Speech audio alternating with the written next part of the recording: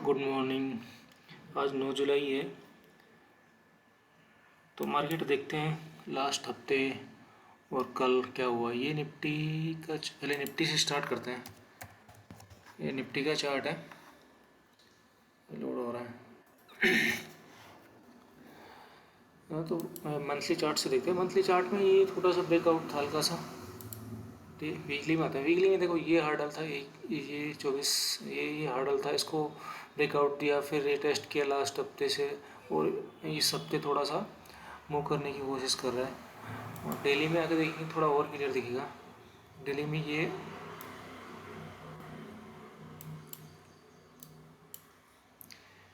Hurdle थी, breakout दिया, फिर रेट नीचे आया, फिर कल अच्छी कैंडल बनी लास्ट आधे घंटे में। तो अभी ये इसको निकालेगा तो फिर मतलब ऑल टाइम हाई जा सकता है। आप इसमें छोटी सी ट्रेंड लाइन डालोगे तो ये उसी से अब आवरली चार्ट पे जाओगे तो दिखेगा। तो अगर आप निफ्टी में ऑप्शन में फ्यूचर में काम करते हो तो दिख जाएगा। ये देखो इसको ना रिटेस्ट, मतलब यहाँ पे बाय बाय 3 बार, 1 2 3 4, कल भी यहाँ पे उसके नीचे ही बंद हुआ था। तो इस ट्रेंड लाइन को अगर ब्रेक करेगा तो फिर ये यहाँ तक 25,650 तक जा सकता है। और फिर उसको बाद अगर इसको निकालेगा तो फिर ऑल टाइम हाई पे आ सकता है। तो ये होगी निफ्टी की बात। अपन देखते हैं Nifty small cap mid cap में क्या है।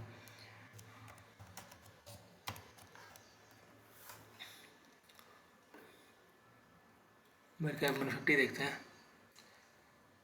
तो ये इसका मंथली चार्ट है। तो मंथली चार्ट में तो अभी ये ऑल टाइम हाई के पास ही है।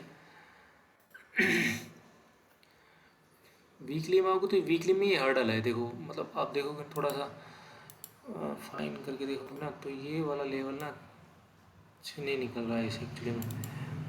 1 बार 2 बार 3 बार मतलब इसी में अटका हुआ है। तो अगर इसको निकालता है ना तो फिर अच्छी मूव आ सकती है। अभी ये थोड़ा सा यहाँ पर कंसोलिडेट कर रहा है, तो आएगा तो मूव अच्छा आएगा। ठीक है, तो फिर ऑल टाइम हाई जा सकता है ये मिड कैप में, सेम स्मॉल कैप में। अब तो अपन एक दो स्टॉक के बारे में बात करते हैं। लास्ट हफ्ते के हमारे स्टॉक थे बोस्च, तो काफ़ी अच्छा चला है। लगभग देखा नहीं मैंने, हाँ 8-10% का रिटर्न दिया। अभी थोड़ा सा यहाँ से कूल ऑफ होकर और फिर ये आगे जा सकता है। इसमें मल्टी ईयर ब्रेकआउट हुआ था लास्ट ईयर अक्टूबर में, उसके बाद ये हाई गया, फिर डिटेस्ट किया, और फिर अगर इस लेवल को निकालेगा तो फिर एक नई इनिंग स्टार्ट हो जाएगी। तो इसको अगर किसी के पास है तो कंटिन्यू होल्ड रख सकते हैं और ऐड कर सकते हैं। अगर ये 40,000 के लगभग 39,000 का लेवल अगर निकालता है तो। एक हमारा स्टॉक था CMS इन्फो। CMS इन्फो भी ठीक ठाक चला है।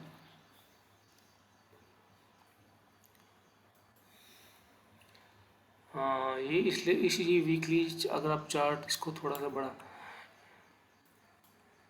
करके देखोगे तो थोड़ा दिखेगा ये अच्छा, मतलब इसने निकाल दिया ये रेंज को।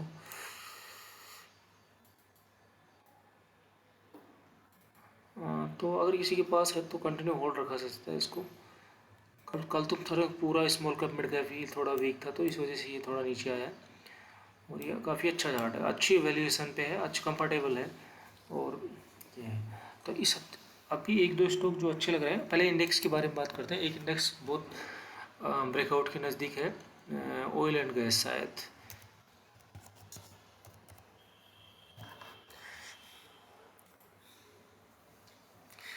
ब्रेकआउट तो नहीं हुआ इसमें, लेकिन ये ना थोड़ा सा कंफर्टेबल है।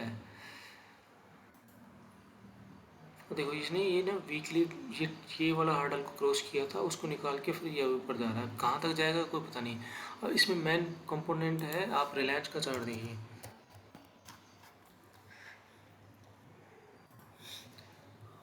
देखो रिलायंस का चार्ट ना बहुत ऑल टाइम हाई की तरफ बढ़ रहा है, बहुत शानदार चार्ट है। मतलब बड़ी कंपनी में ये देखो अब ये ना कंटिन्यू बाइंग आ रही है। ये हार्डल है, अगर इसको निकाल देगा ना तो फिर ये ऑल टाइम हाई पे। और इसमें सबसे ज़्यादा वेटेज रिलायंस का ही है शायद। रिलायंस का, ONGC, IOCL, BPCL, गेल, ये हो रहा है। तो ये देख सकते हैं, ये अच्छा स्टॉक है। अभी एक दो स्टॉक हैं जो अच्छे लग रहे हैं काफ़ी, तो उनमें से एक स्टॉक है फाइन ऑर्गेनिक।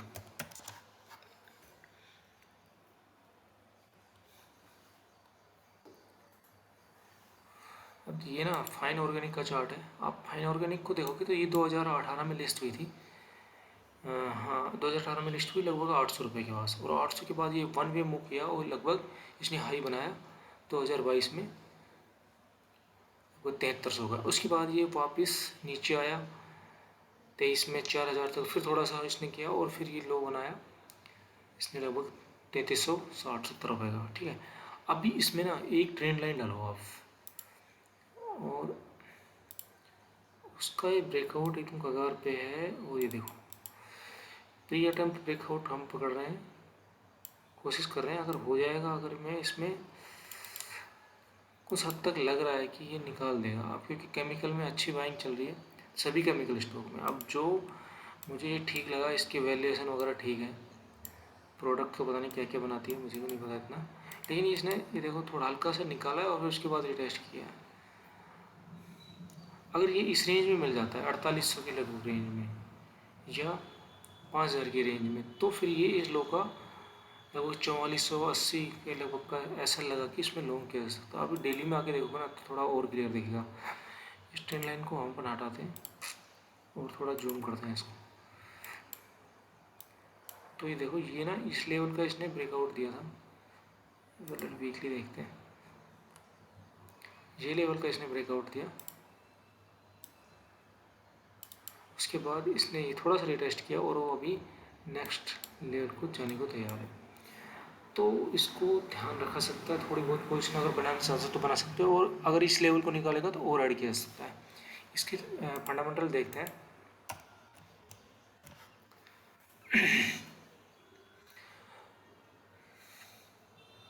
तो इसकी ना पी से ये नहीं पता चलेगा इसका, अभी देखो इसकी जो हिस्टोरिकल पी 10 ईयर की मेडियन पी है 37 है।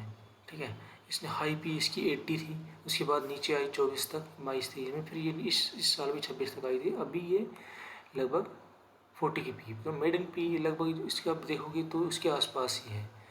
और इसकी प्राइस टू बुक देखो आप, तो प्राइस टू वीक जो 10 साल की मेडियन पी है उसके नीचे है, हाँ, और मार्केट कैप टू सेल भी उसके नीचे है, हाँ, तो ये मतलब आसपास ही है। तो ये थोड़ा सा एक करती क्या है, ये fine organic industry engage in and outside the manufacture of the supplier और डिस्ट्रीब्यूटर डीलर इंपोर्टर और exporter of provide range based on the additive used in food and plastic cosmetic coating and the specialty application in the various industry, polymer adhesive and food additive। ठीक है, एक ही दे सकता है, एक दूसरा stock है, ये तो हमने कर दी फाइन एंड ऑर्गेनिक की बात। अगर ये इस रेंज में मिल जाता है अपने को, अब ठीक है इसकी रेंज अभी ठीक है, अगर लेना चाह सकते तो ये 4400 का स्टॉक लो सको कि ऐड कर। एक स्टॉक हो रहा है जिसके बारे में बात करना चाहते हैं, इंजीनियरिंग इंडिया।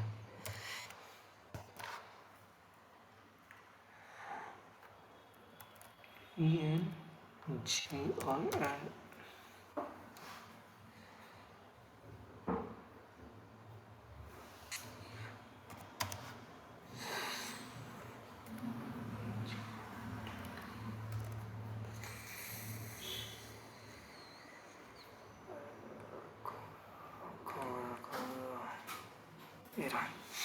देखो ये इंजीनियरिंग इंडिया का, अब अगर मंथली चार्ट देखो ना तो पता चलेगा आपको, ये मंथली चार्ट है इसका। देखो ये इसका लास्ट आई था 2010 में, फिर इसने ये यहाँ पे 2024-25 में 24 में इसने इसको निकालने की कोशिश की, लेकिन फिर वापस नीचे आया और फिर दोबारा उसी लेवल को जाने की जगह था। तो और इसका वीकली देखोगे तो वीकली ये वाला ब्रेकआउट इसने दिया है, ये वाला, फिर उसको रिटेस्ट किया और वो भी इसी लेवल को निकाल के तो इसमें लगभग 217 का ऐसा लगा के, और करंट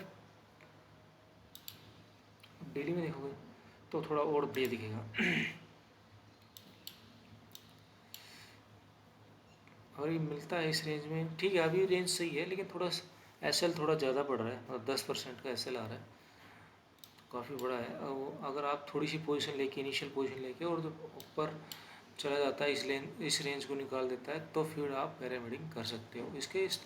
इसकी फंडामेंटल भी बढ़िया है, 23 की ROE है, 23 की पी है। अगर आप इसको ना पी में देखोगे तो इसकी मेडियन पी है 19 की, उसके आसपास ही है। हाई तो इसने 59 की पी थी, और प्राइस टू बुक पे देखोगे ना तो भी ये अच्छा लग रहा है, अगर इसकी 10 ईयर का मेडिन प्राइस टू बुक देखोगे तो आप 3 की है, लगभग ये 5 की हाई 5 पे चल रहा है अभी, और इसका हाई था लगभग 7.5 का।